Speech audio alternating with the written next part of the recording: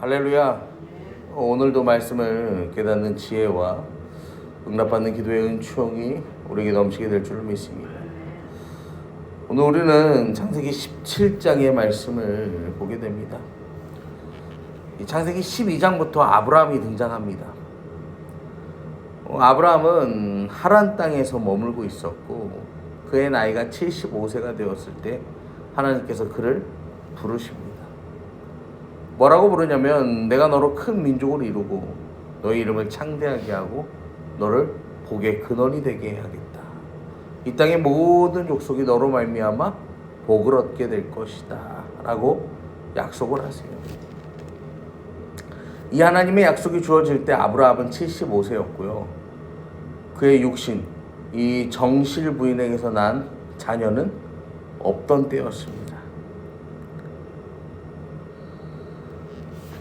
그리고 창세기 13장에서는 하나님께서 다시 한번 이 아브라함의 소망이었던 조카 롯이 그를 떠나간 다음에 나타나셔서요. 내가 너에게 영원한 땅과 이 후손의 번성함을 허락하겠다라고 약속을 하시죠. 또 다시 이 창세기 15장이 되었을 때에는요. 하나님 다시 나타나셔서 나는 너의 방패가 되고 너의 지극히 큰 상급이다 라고 약속을 하십니다. 이때에도 아브라함은요 소망이 없었어요. 그러니까 뭐라고 합니까? 하나님 그러면은 이게 나의 종 엘리에셀에게 이 나의 모든 기업을 넘겨주려고 하는데 그러면 됩니까? 이제 묻는 거죠. 그리고 창세기 17장이 되었을 때 아브라함이 99세가 되었을 때 하나님께서 아브라함에게 나타나십니다. 그리고 말씀하십니다. 나는 전능한 하나님이라. 너는 내 앞에서 행하여 완전하라. 말씀하십니다. 여러분 99세라는 건 의미가 있어요. 왜냐면요 아브라함이요 75세의 부름을 받고 가나안 땅에서 10년 동안 살아가면서요 85세가 됩니다. 10년 동안은 어떻게든 하나님의 언약의 말씀, 약속을요 아브라함이 붙잡았어요. 그런데요 85세가 되었을 때 그 아내 사레가 이야기합니다. 아무래도 우리의 이 관계를 통하여서 후손을 약속받을 수 없을 것 같다. 그러니까 뭐 하자는 거예요? 그러니까 내 여종 하갈을 통하여서 우리가 이 자녀를 낳읍시다. 그리고 그 자녀를 기릅시다.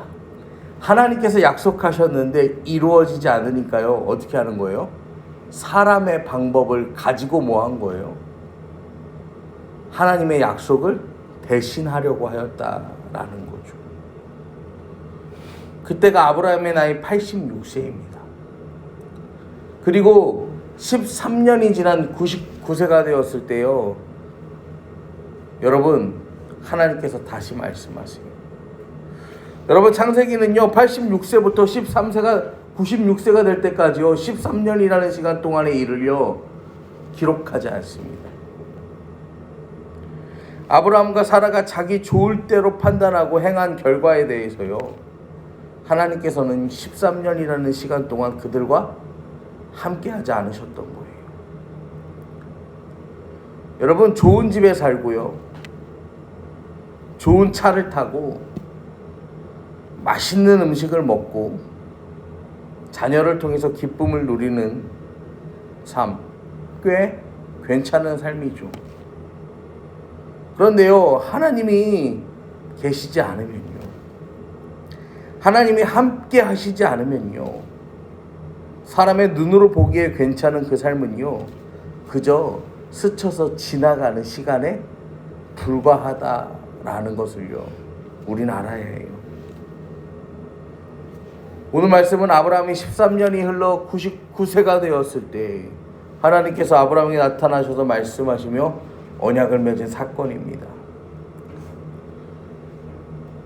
지금 아브라함은요 이미 85세가 될 때예요. 86세 그때 아들을 얻으면서요 이 아브라함과 사례는 무슨 생각을 했냐면은 더 이상 우리를 통해서 자녀가 생기는 건 불가능하다라고 했어요. 한계를 정해버린 거죠. 한계를 정한 인생에게 하나님이 나타나셔서 말씀하십니다. 나는 전능한 하나님이라. 할렐루야. 아멘. 우리는요, 여기까지가 우리가 할 수 있는 것이라고 생각하는데요. 맞아요. 우리가 할 수 있는 건 거기까지예요. 그렇지만요, 우리가 할 수 있는 범위와 우리가 갈 수 있는 범위는 다르다는 거예요. 내 힘으로는 여기까지밖에 할 수 없지만 하나님이 함께 하시고 하나님이 도우시며 하나님과 동행한다면요, 우리의 힘은 여기에서 멈추지만요, 하나님의 능력은요, 우리를 어디까지 인도할지 우리는 감히 측량할 수 없다라는 거예요. 소망이 끊어진 인생에게도요, 전능하신 하나님이 함께 하시면요, 그 소망이 다시 이어 붙여지는 거예요. 내가 내 언약을 나와 너 사이에 두어 너를 크게 번성하게 하리라. 다시 한번 언약을 세우십니다. 이 언약의 내용을요, 우리가 흔히 횃불 언약이라고도 부르게 되는데, 3절에 보면 아브라함이 엎드렸더니 하나님이 또 그에게 말씀하여 이르시되. 여러분, 이 성경을 보면요, 아브라함이요, 하나님이 나타나실 때요, 하나님 앞에 엎드린 적이 없어요. 근데 이 아브라함이 이제 엎드립니다. 제가 한번 생각을 해보니까, 하나님께서 말씀하시니까 아브라함이요, 13년 동안 하나님께서요, 아브라함과 함께 하지 않으시잖아요. 하나님의 음성이 들려오지 않잖아요. 13년 만에 들려오잖아요. 그러니까요, 아브라함이 어땠을까요? 번쩍하는 거예요. 하나님, 무슨 생각을 했겠어요? 맞아요, 하나님. 제가요, 너무 제 생각대로 하고요. 이게 죄가 되어서 하나님과의 관계가 끊어졌었나? 그런 고민을 무수히 하지 않았겠습니까? 지금 아브라함은 거기에 대한 회개와 하나님께서 말씀하시니까 하나님의 말씀에 또 순종하겠다는 믿음의 자세로 엎드리는 거죠. 오늘도요, 여러분 그렇게 엎드려서 하나님 말씀 받는 저와 여러분들에게 소망이에요. 그러면서 하나님이요, 4절에 말씀하십니다. 보라, 내 언약이 너와 함께 있으니 너는 여러 민족의 아버지가 될지라. 내가 너와 함께 있다라는 것은요, 이 언약이 반드시 성취될 거라는 거예요. 하나님의 우리와 함께 계시는데요, 여러분, 하나님이 우리와 함께 계시는데 하나님이 이루시는 일들이요, 과연 이루어지지 않겠습니까? 5절에서요, 이제 후로는 내 이름을 아브람이라 하지 아니하고 아브라함이라 하니 이는 내가 너를 여러 민족의 아버지가 되게 하리라. 하나님 그렇게 말씀하세요. 이름을요, 여러 민족의 아버지라고 해요. 이 두 이름의 공통점은 아부라는 거거든요. 아부는 쉽게 말해서 아버지라는 뜻이에요. 두 이름의 차이점은 람과 라함인데, 람은요, 높고 힘 있는 사람이라는 뜻이고, 라함은 열국을 뜻하는 거예요. 군중을 뜻하는 거예요. 그러니까요, 아브라함의 원래 이름도 나쁘진 않아요. 높고 힘 있는 자들의 아버지였거든요. 높고 힘 있는 아버지라는 뜻이에요. 그런데요, 높고 힘 있는 자의 아버지에서 뭐가 되는 거예요? 이 열국의 아버지가 되는 거예요. 제한적인 범위에 있던 아브라함의 인생의 그 가치를요, 어떻게 하는 거예요? 무제한적인 그 가치 위에 하나님께서 두시겠다라고 약속을 하는 거죠. 여러분, 계명하는 건요, 굉장히 큰 의미가 있어요. 아브라함과 이삭과 야곱, 아브라함도 하나님 이름 바꿔주시고요, 야곱도 하나님이 그 이름을 이스라엘로 바꿔주십니다. 그 다음에 시몬도 하나님께서 베드로로 바꿔주세요. 사울이 바울로 변할 때에도 하나님이요, 그와 함께 하셨기 때문에요, 그의 이름이 변화되고요, 그의 평생이 달라지는 거예요. 여러분, 우리는요, 예수님을 만나서요, 새 사람이 되었습니다. 비록 예수님을 만나기 전이나 예수님을 만난 후에나 외적으로 불리는 이름은 바뀌지 않았어요. 근데요, 제가요, 곰곰이 생각을 해봤어요. 우리 문화권에는 이 호라는 개념이 있습니다. 이름 앞에 자기가 뜻하고 원하는 바들을 담아서 호라고 하고 그렇게 부르기도 해요. 그 호를 부르기도 해요. 그래서요, 제 이름에요 한번 호를 붙여봤어요. 저는요, 죄인 석준범에서요, 의인 석준범으로 하나님이 의롭다 칭하여 주시는 의인이 되기를 소망하는 마음을 담아서 한번 그렇게 불러봤어요.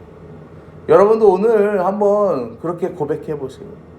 하나님, 제가요 전에는요 세상에서 불리는 이름이 죄인이었는데요, 이제는 하나님이 의롭다 하셔서요 저는 의인이 되었습니다. 이제 하나님의 그 부르심에 합당하게, 하나님의 은혜에 합당한 인생을 살고 싶습니다.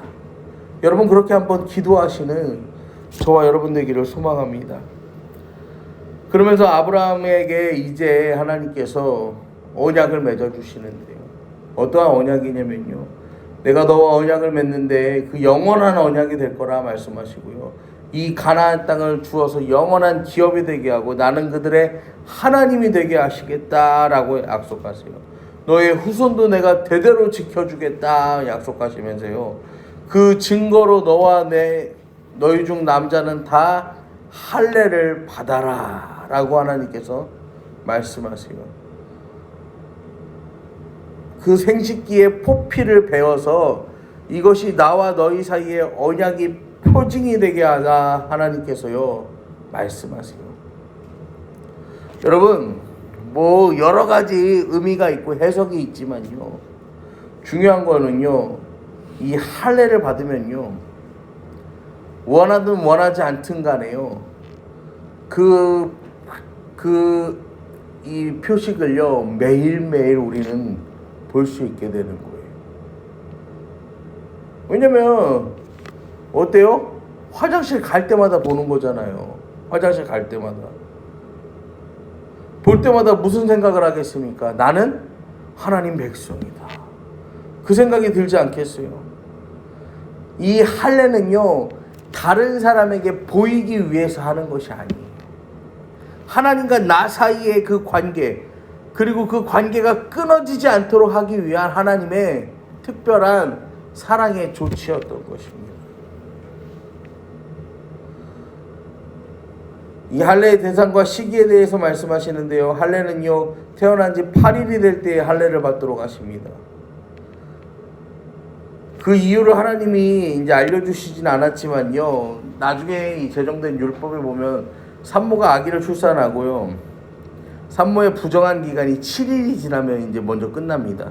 그래서 그 다음날 아마 이 할례를 행하지 않았나라고 우리가 생각을 해볼 수가 있어요. 그렇게 구원받은 백성, 그들의 몸에 표징을 하나님이 만들게 하십니다.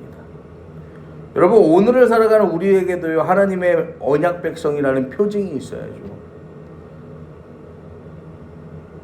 과거처럼요 우리가 할례를 행할 필요도 없고 또 세례를 받지만 몸에 흔적을 남기진 않아요.